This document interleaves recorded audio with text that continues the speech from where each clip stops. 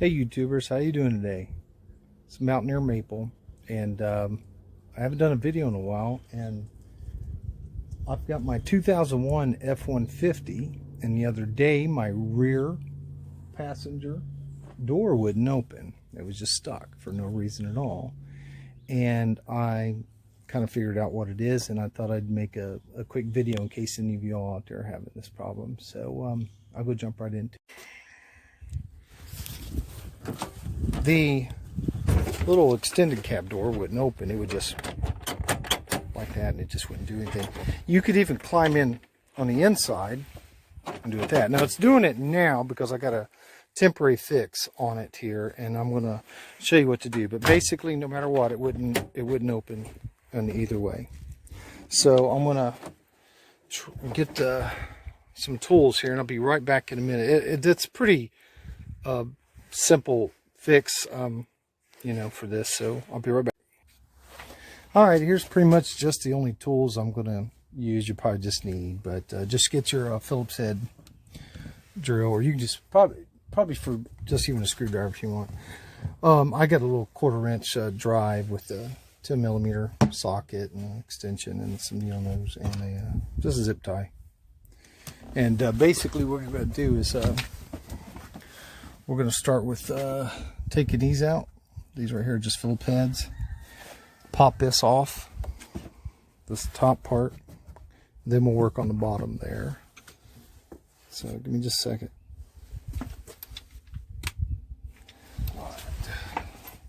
Just go ahead and unclapse it and push your window out. It's going to make it a little bit easier to get into. These are, just like I said, just Phillips heads. There's one. Kind of small. Don't lose them.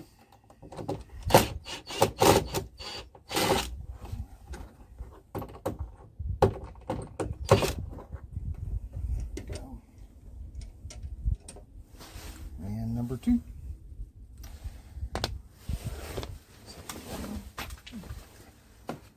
Now with that loose from there, it just stays on the window. I'm just going to pop this up because I had this off earlier looking at it.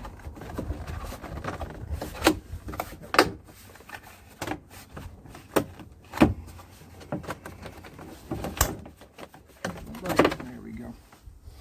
Alright, these got some metal tabs right here on there. Just try your best not to break them off, because if you do, it'd probably be hard to find. I'll just set this down to the side. Now, as you can see, the second part here, I've got that's the 10mm nut on there, and you got the Phillips head here, and there was a fastener on there. And just like all fasteners, when you take them off, they are no more. So you could pick one up at like O'Reilly's or something, but I'm not going to worry about that right now. So let's go ahead and get that bottom part off. Get my socket.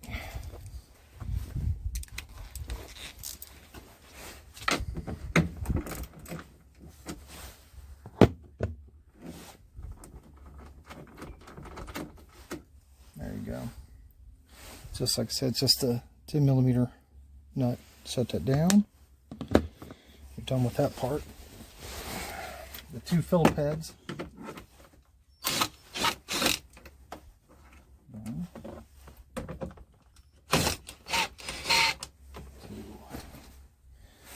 They're kind of small too. Like I said, set them down, don't lose them. Now this right here just popped off earlier, pretty easy. Just up and out. On the back side, it's got the tabs here, 1, 2, 3, 4, and they slide down in these slots. There's four slots in there. So we'll set that down to the side. This right here is just your vapor shield. Keep the fumes from coming in through the cab, because this right here is all the air and stuff can get up from outside and everything in there. Alright, so try to keep this intact, because I'm going to put it back on there and tape it up. Let me get a closer view and I'll show you what was going on. Now with mine earlier, I could pull this one and it's fine. This is pulling the bottom cable taut there. As you can see, it was working and it's engaging. The top one right here, that cable has like a notch in the actuator here, and it had popped over away from it, out like this. See? So now when I pull that, just this top part's actuating. But if you reach in there and you pull it back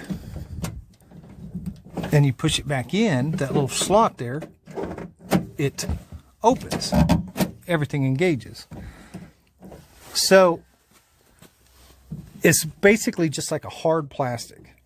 So I'm going to take a, this is a zip tie. I'm going to wrap it around this one and this rod here. So basically holds it over into this little slot. Wish I can get a little bit better view, but there's a slot in there and you push it this in and out this way. Pull it towards it like that. And I'm going to put a zip tie on there. Okay? Just so.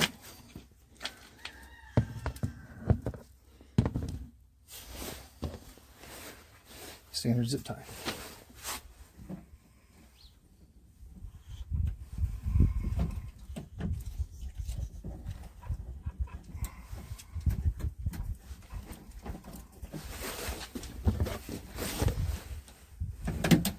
Those pliers might just help out a little bit here.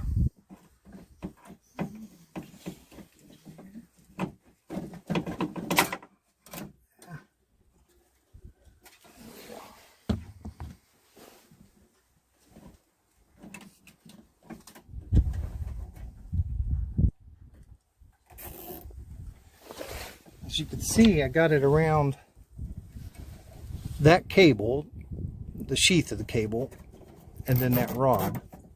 Pull them tight so it kind of holds that in there. I want it to stay in there just like that. I don't want it leaving. All right. Moment of truth. Let's test it out. Go ahead and shut the door.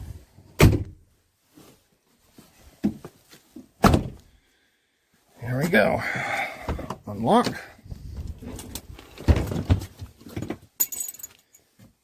The latch.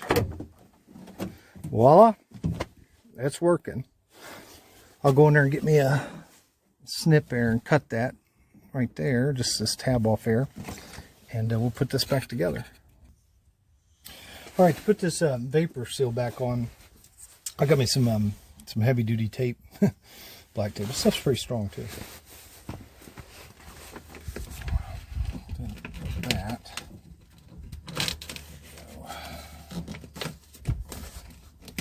This stuff does not want to stick that well after taking it off.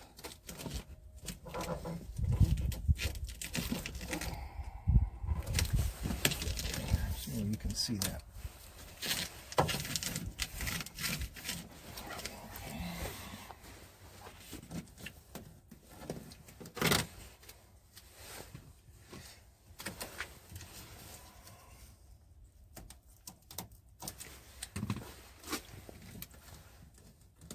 I want it back on. Put that there.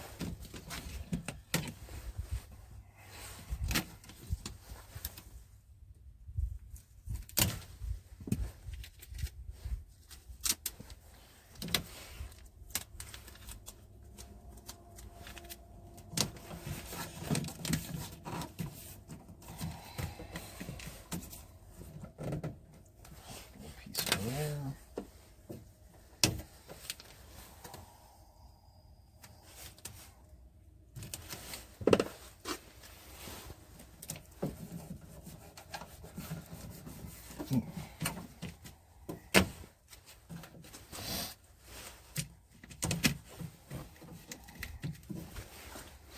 There we go, vapor seals back in. Okay, the bottom part, like I said, has the 4 notches, like these, 1, 2, 3, and 4 over here. So you got to just get them lined up and it slides on in there, like that.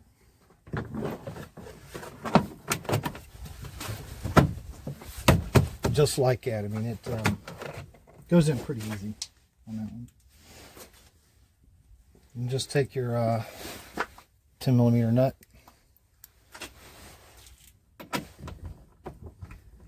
On there. Get it snug. You don't want it rattling around.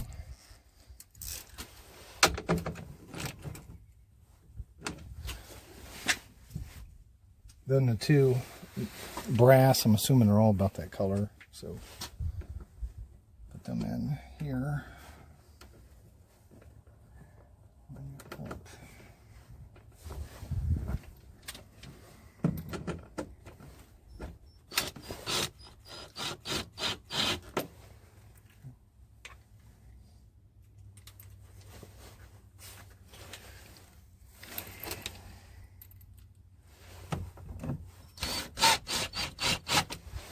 Back in. Now we're just moving on to the top. Of course, this part, remember this part here, goes up to the window latch. There. Now this one, like I said, it's got the metal clips on there, and they will go in these holes, these slots. Okay.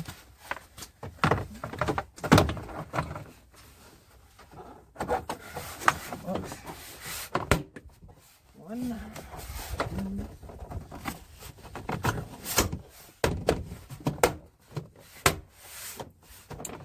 Alright, all four of them snapped into place. Put the window latch back on.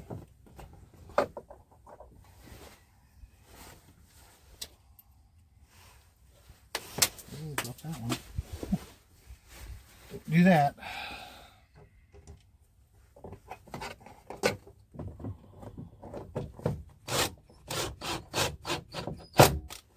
Don't over torque it.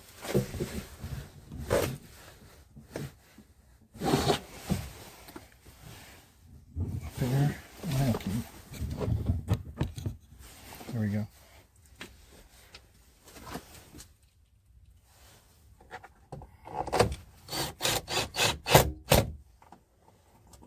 All right.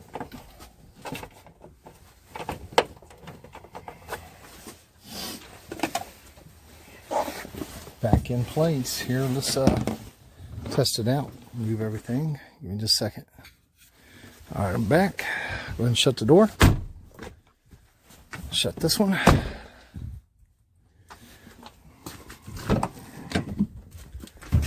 There's the lock, unlock. Of course, there's nothing for this. There we go. We're good. Try it from the inside.